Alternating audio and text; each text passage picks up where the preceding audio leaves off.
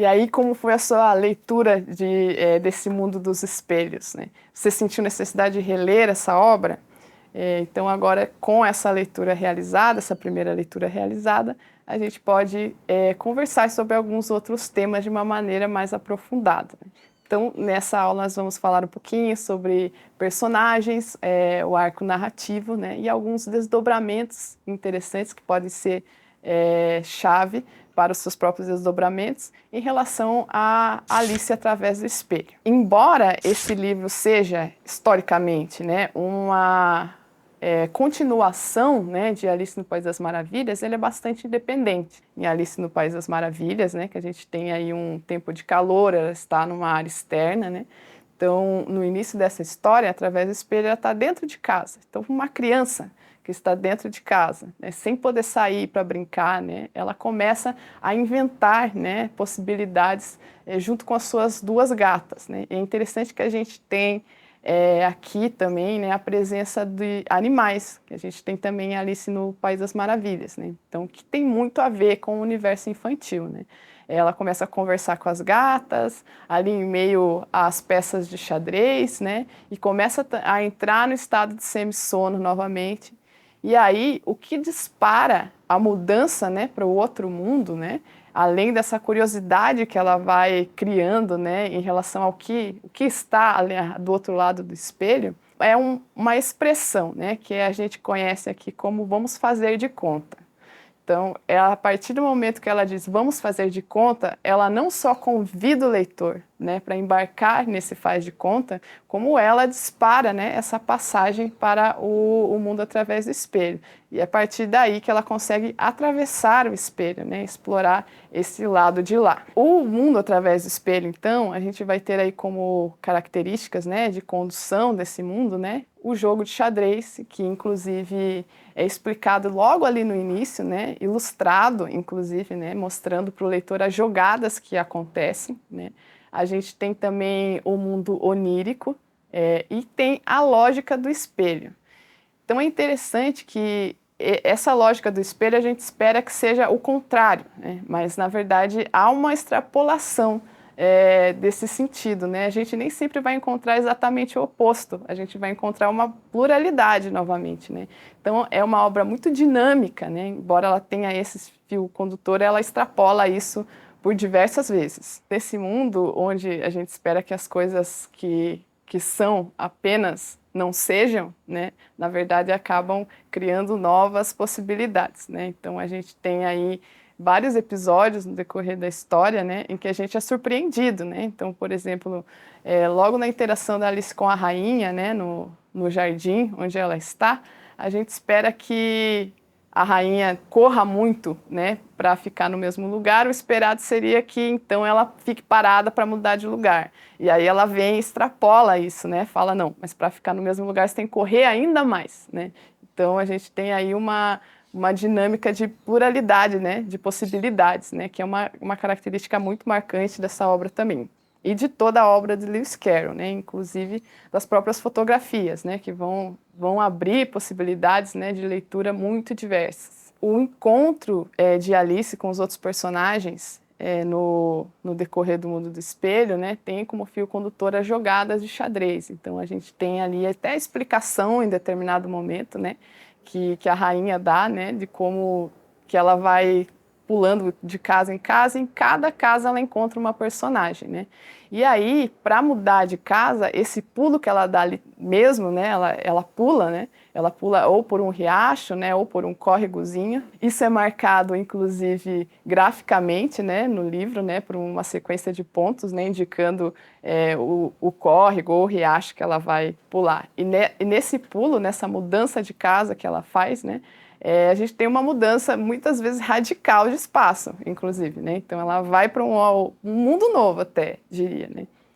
E a Alice tem o comportamento da peça, né, de peão, do xadrez, porque ela vai pulando de casa em casa, um por um, né? E aí, a gente tem um ponto muito interessante, porque, assim como no caso de Alice, né, essa relação dela aí de casa em casa tem a ver, né, com o comportamento da própria peça no jogo de xadrez, que pula de casa em casa, né? Várias personagens vão evidenciar para a gente de uma maneira muito divertida, que é muito salientada, inclusive, por essa tradução, esse comportamento, né? Essa relação com as peças de xadrez.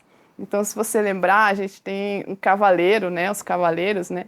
Que param de repente e o cavaleiro cai do cavalo, né? Isso tem muito a ver com a movimentação em L, né? Da própria jogada no tabuleiro de xadrez, né? Então ele vai para frente e repentinamente vem para o outro lado e isso faz com que o cavaleiro caia do cavalo na história, né? Então isso acontece diversas vezes, né? Com outras personagens também. No início da história, a gente tem aí uma situação que também a gente vai encontrar, né, no outro livro, de uma maneira diferente, claro, né, que é esse desencaixe da personagem. Então, ela adentra ao Jardim das Flores Vivas e essas flores não a reconhecem como uma igual, começam a criticá-la, né? Ela fica em desespero também não consegue se encaixar naquela situação, começa a se questionar, né, diante daqueles apontamentos, né? E aí a gente também pode fazer uma alegoria do que pode acontecer, né, em muitas situações com a criança, né, na infância, né? Então, no mundo adulto, que é muito diferente, né? Ela está conhecendo, não consegue entender, mas de alguma forma ela busca pertencer, né? E aí a gente tem uma série de apontamentos. Você é quase como se fosse realizando uma crítica, né? Desse universo que o Carroll viveu, né? Desse contexto histórico em que a criança era muito exigida, né? Você precisa saber isso, você precisa saber aquilo, se comportar de tal forma, muitos dedos, muitos apontamentos. Então as flores elas têm esse comportamento, né? E a Alice ela fica bastante confusa nesse momento. A gente tem também muitas situações bastante engraçadas, né? Que fazem esse jogo com o oposto, né? Por exemplo, né, o caso da casa onde Alice encontra os irmãos Tweedles, né, que eles são praticamente o espelho um do outro de uma maneira muito divertida, né? E é muito interessante como isso é retratado, né, nas releituras, né, e animações, né? Eles são dois irmãos bastante engraçados, né, que se ridicularizam e se provocam o tempo inteiro, e a Alice ela embarca, né, nesse universo e começa a brincar com eles, né, sem que eles percebam, por exemplo, né? Outra situação interessante desse jogo de contrários, né, com a própria rainha também no início, né, que é essa rainha que propõe novas velocidades, né, que ela fala, ó, come essa bolachinha para matar sua sede, né? Então a gente tem aí também uma mudança, né, apontando e lembrando o leitor, né, que ele está no espelho, né, no avesso do que seria o tradicional. As personagens desse universo através do espelho costumam se mesclar, né, às personagens de Alice no País das Maravilhas, nas releituras. Então é bastante comum que, mesmo que o título, por exemplo, né, de uma adaptação, né, ou uma releitura, seja Alice no País das Maravilhas, por exemplo, né, a gente vai encontrar lá personagens de Através do Espelho, como é o caso dos próprios irmãos Tweedles, por exemplo, né? Então a gente tem várias personagens que também são conhecidas e também não é raro que a gente encontre os leitores que não sabem, por exemplo, da existência, né, desse outro livro, né? E aí vão ler o primeiro livro e não encontram essas personagens lá, né? Então é interessante isso também, né? Há sempre essa mescla, assim, né, desse universo. Uma das personagens de Através do Espelho, além dos irmãos, que é muito conhecida do público, é o Humpty Dumpty, que é esse ovo que fica suspenso no muro. E sobre isso há muitas leituras possíveis também, desde mais filosóficas, né, até mais estruturais, né, sobre essa personagem que é inspirada em uma cantiga popular, né, da Inglaterra. E nesse episódio a gente encontra aí, talvez esse seja o episódio mais emblemático, pensando na linguagem, né, a gente encontra aí uma exploração, uma tentativa de interpretação que o Humpty Dumpty faz junto com a Alice, desse poema nonsense que já abre o início da história, né? Então aqui a gente tem a tradução nessa edição como Parlegão, né? E no original Jabberwock, que é um dos poemas mais nonsense mais conhecidos, né?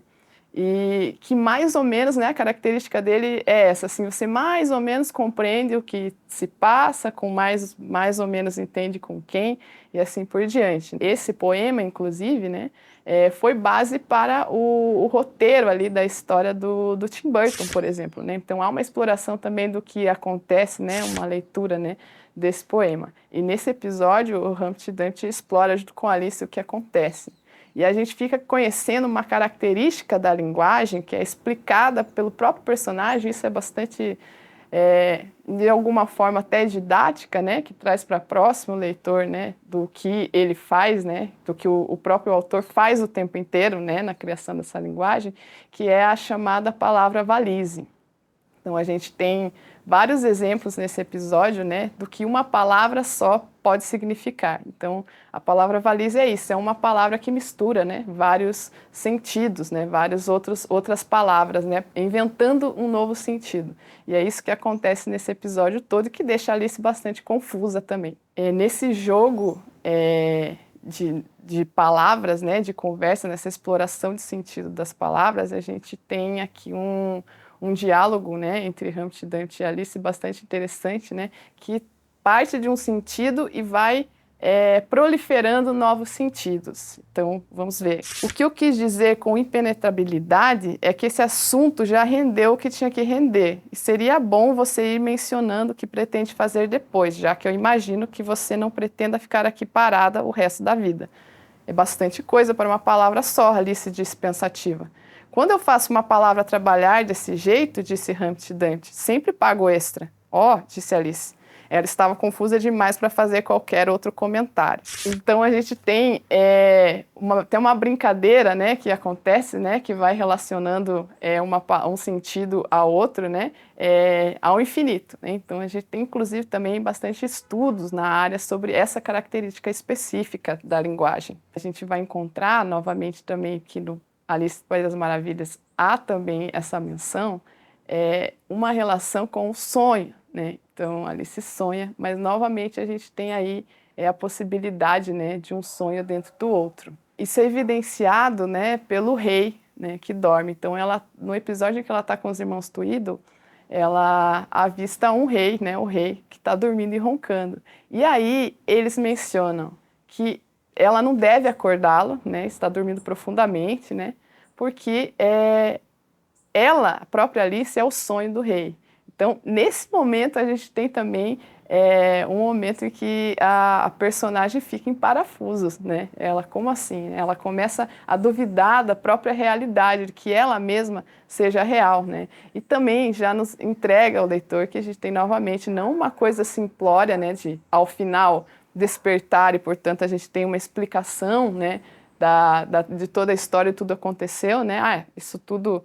Toda essa loucura, né, que aconteceu aqui é explicada pelo fenômeno do sonho, então tá tudo bem, né? Então a gente tem esse momento que desconstrói isso também, né? Porque ela pode ser o sonho do rei. E aí a gente está tratando de um sonho dentro de um sonho, novamente, né? Uma coisa dentro da outra, que tem muito a ver com o efeito do próprio espelho.